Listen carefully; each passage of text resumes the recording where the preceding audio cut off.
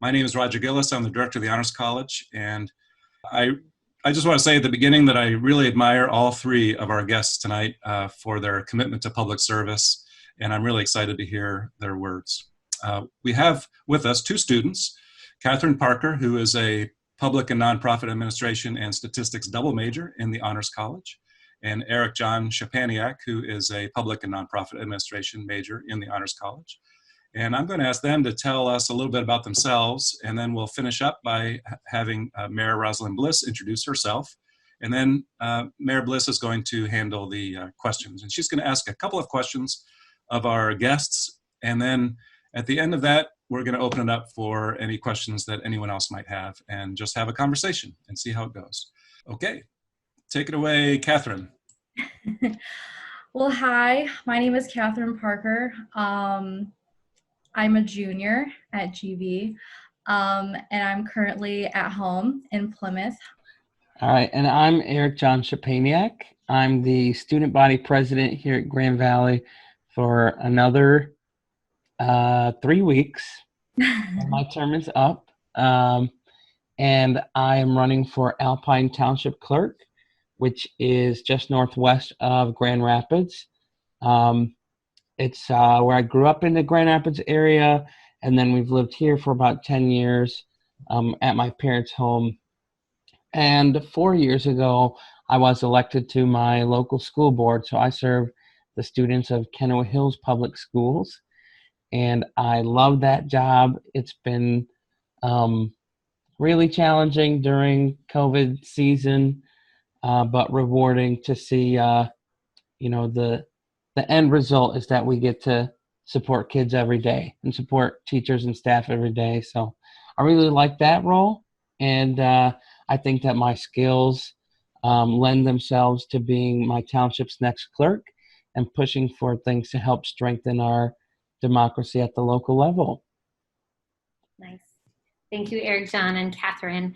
As Roger said, my name is Rosalynn Bliss, and I'm the mayor of the city of Grand Rapids, and I'm delighted to be here tonight with these two courageous young leaders as they put themselves out there and take the risk to run for office, which it is a risk. You put yourself out there and you get a lot of people asking you a lot of questions and scrutiny at times, and so I have a lot of respect for both of you.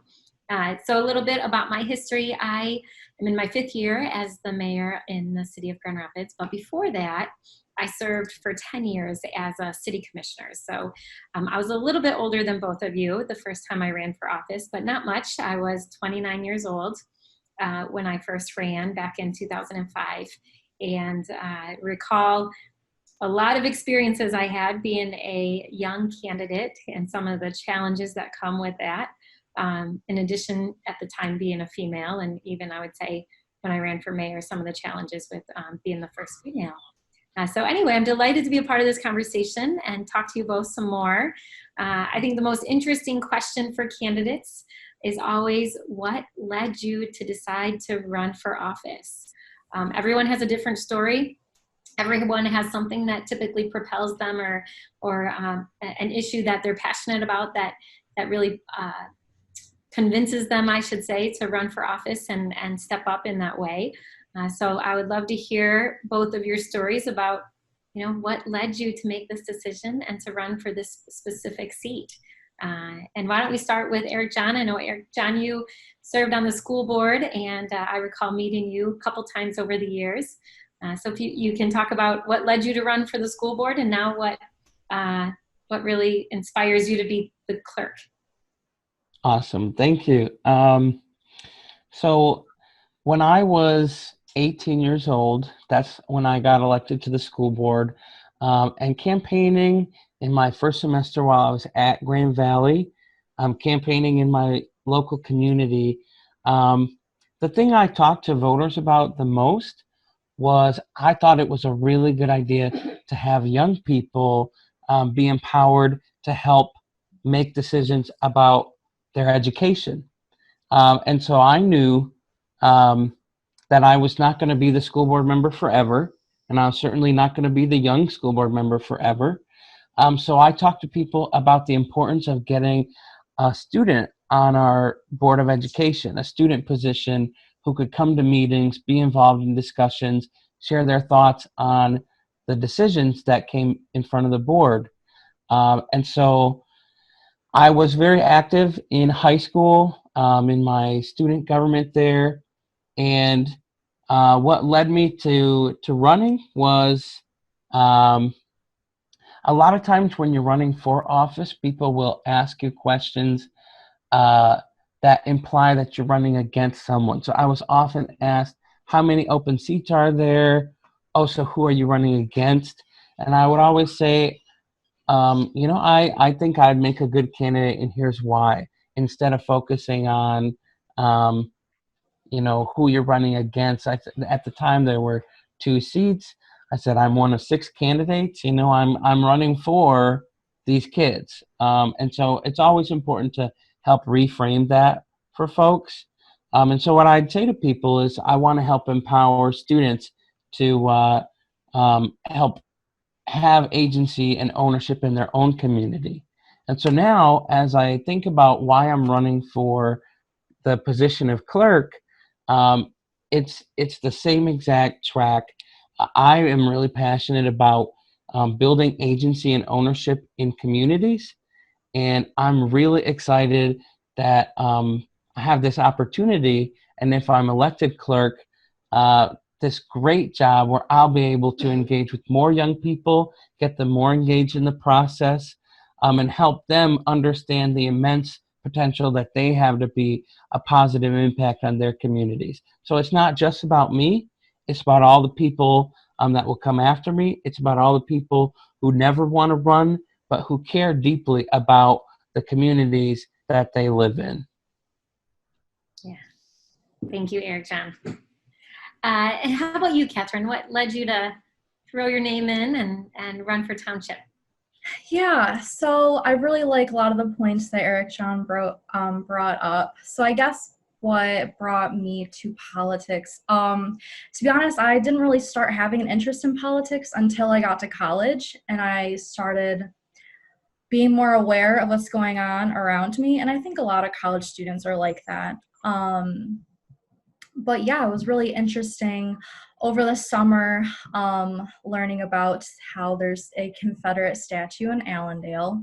And I think what inspired me to run as a write-in candidate for the primary was I didn't like how the township board handled it. It didn't seem like they really listened to constituents, and that really frustrated me, and it made me think, why not try to get a seat? And I like that Eric John brought up that you're not really, like, yes, you're running against someone, but for trustee especially, like, you can vote for 4 people. So like you can vote for me, and then you can vote for 3 other people. And so I think it just made me look really closely at how Allendale's Township Board is made up. There's not that many like new people in politics, and I think that's a general trend, especially for townships, that people just kind of stay in the role for a long time. And I think it's really crucial to have people who've been in the role for a while, who are very familiar with it, but then also have like new people, because it's just a different perspective, and I think that's really important. So yeah, I just want to bring my perspective as a student who moved to Allendale to go to college, and I fell in love with West Michigan, and now I would like to stay in the West Michigan and get a job here. So I think it's a really unique perspective that I can bring. And